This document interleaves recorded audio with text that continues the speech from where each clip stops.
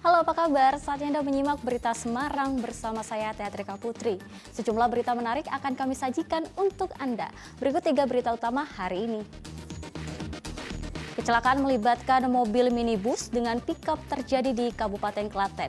Mobil minibus terguling di jalan. Lagi dan lagi, seorang siswa sekolah dasar di Kecamatan Bonang, Kabupaten Demak, diduga menjadi korban perundungan. Petugas Bea dan Cukai Semarang gagalkan peredaran 1,4 juta batang rokok ilegal melalui jalur tol Banyumanik, Semarang.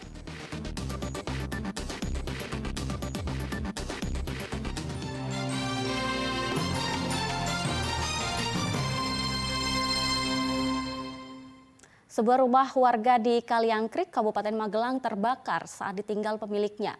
Tak ada korban jiwa dalam peristiwa ini, namun barang-barang dan sepeda motor yang berada di dalam rumah ludes terbakar.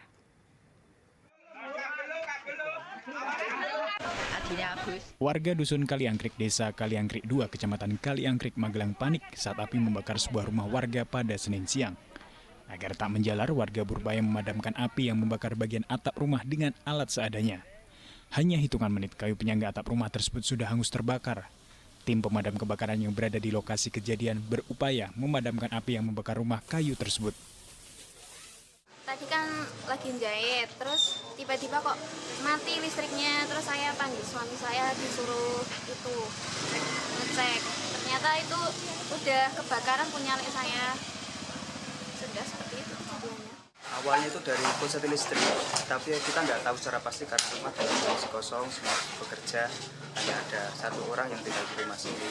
Terus tangga-tangga mengatakan kalau ada kebakaran di rumah, ya langsung kita datang dan semua warga ikut membantu. Alhamdulillah, antusiasme warga di sini membantu membersihkan pintu kebakaran, alhamdulillah juga banyak. Ya karena memang rumah ini sudah hancur, sebagian yang dapat dimanfaatkan karena juga rumahnya masih rumah kayu, sehingga dalam 10 menit tadi itu sudah habis kebakar. Api diketahui warga tiba-tiba sudah berkorban di bagian atas rumah korban. Dengan cepat api membakar bagian rumah lainnya hingga sepeda motor dan barang-barang lainnya juga ikut ludes terbakar. Diduga kebakaran akibat korsleting listrik saat ditinggal pemiliknya. Wah, kejadian kebakaran ini disebabkan karena korsleting listrik, kerusakan rumah kira-kira sekitar 70%, dan semua perabotan rumah tangga, pakaian, ada kendaraan sepeda motor dan juga uang yang jumlahnya belum bisa kami tentukan juga ikut terbakar. Diduga kebakaran akibat korsleting listrik saat ditinggal pemiliknya. Tidak ada korban jiwa dalam peristiwa ini, namun kerugian ditaksir mencapai jutaan rupiah. Wahyu Diono melaporkan dari Kabupaten Magelang.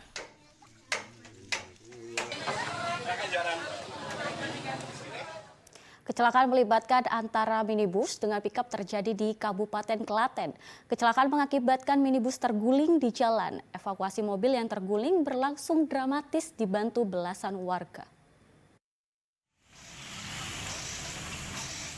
Kecelakaan ini terjadi di Jalan Raya Jogja Solo, Desa Mlese, Kecamatan Ceper, Kabupaten Klaten, Senin malam.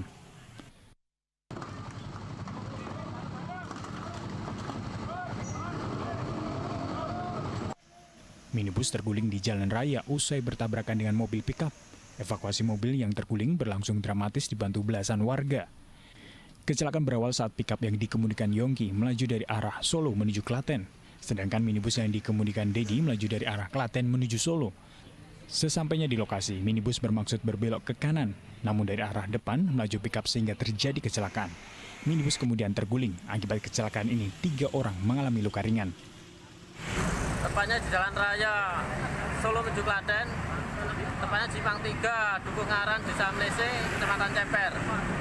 Telah terjadi laka lantas antara pickup dengan minibus.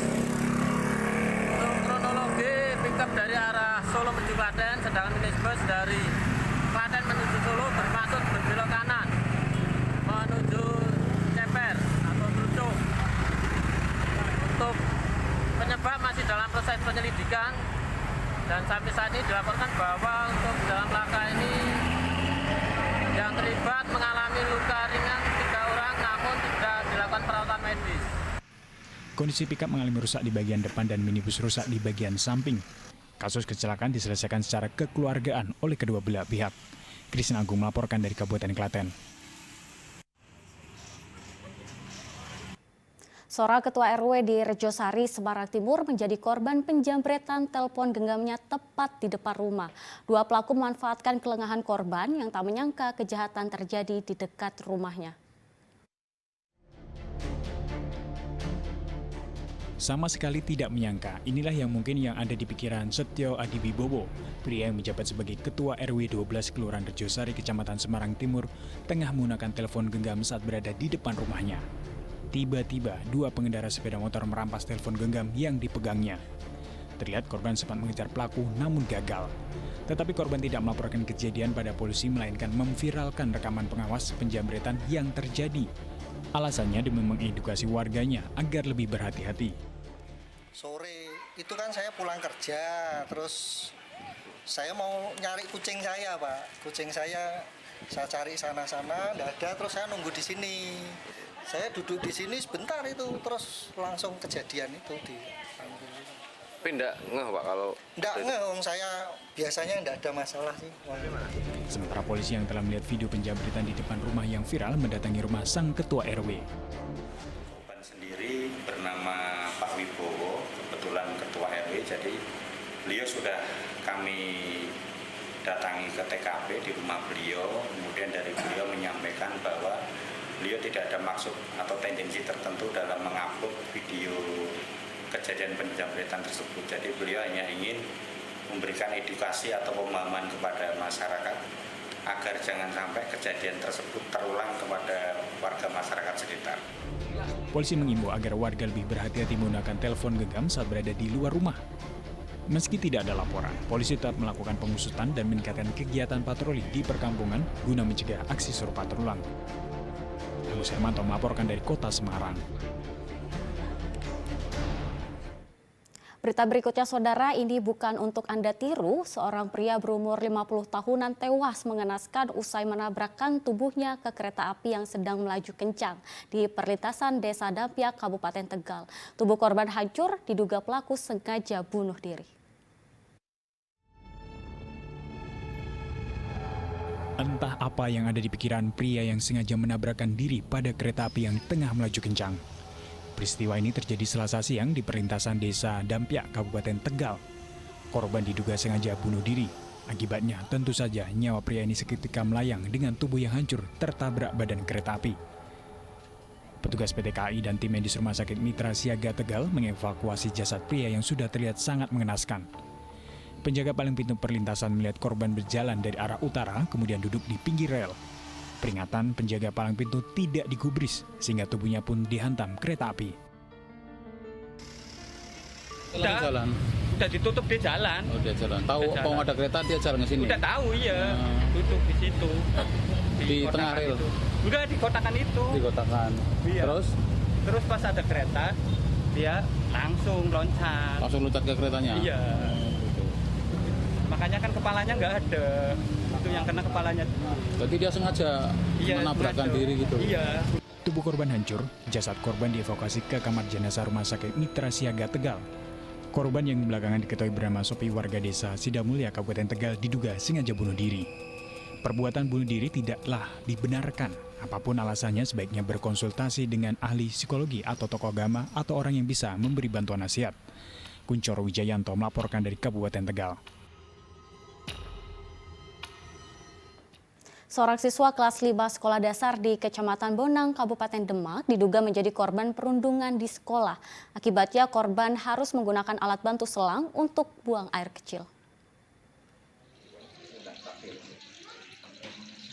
Kepala sekolah, guru, serta ketiga siswa berinisial A, F, dan B mendatangi rumah korban berinisial H, warga desa Bonang, Kabupaten Demak. Dengan wajah penyesalan, ketiga bocah meminta maaf kepada H, temannya yang kini terbaring di tempat tidur kamarnya. Saat didatangi, anak berinisial H masih terbaring di kamarnya dan masih mengalami sakit di alat kelaminnya, sehingga masih memerlukan alat bantu selang untuk buang air kecil.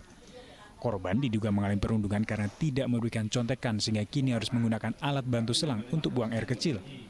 Ketiga anak yang terlibat kejadian tersebut sudah dilakukan pembinaan pihak sekolah. Kejadian sebenarnya itu ternyata di daerah sini itu anak-anak itu sering bermain-main seperti gelut-gelutan seperti itu. Dan ini kejadiannya si Haidar itu dipegangi oleh dua temannya dengan satu memukul. Nanti bergantian seperti itu. Cuman ternyata anak-anak itu tidak menyadari dampak dari permainannya itu. Nah, ternyata sampai kemudian cedera harus dibawa ke rumah sakit. Sementara pihak sekolah membantah adanya perundungan karena korban dan ketiga temannya masih bertetangga dan berteman. Ya, ini PR semuanya, baik pihak sekolahan, lingkungan juga. Karena terindikasi kegiatan di lingkungan ini anak-anak sudah menganggap hal-hal biasa. Ini memang PR di dunia kita di pendidikan ya. Dan pasti nanti dari Pak Guru kami harus lebih jeli lagi, lebih memberi pengarahan, pencerahan kepada anak-anak kami kaitannya janganlah mengulang kegiatan-kegiatan yang berefek mungkin membahayakan gitu kan. Peristiwa dugaan perundungan tersebut terjadi 4 Agustus lalu saat jam pelajaran di kelas. Saat itu pihak guru kelas memberikan soal ulangan, namun secara bersamaan saat jam tersebut ada rapat daring.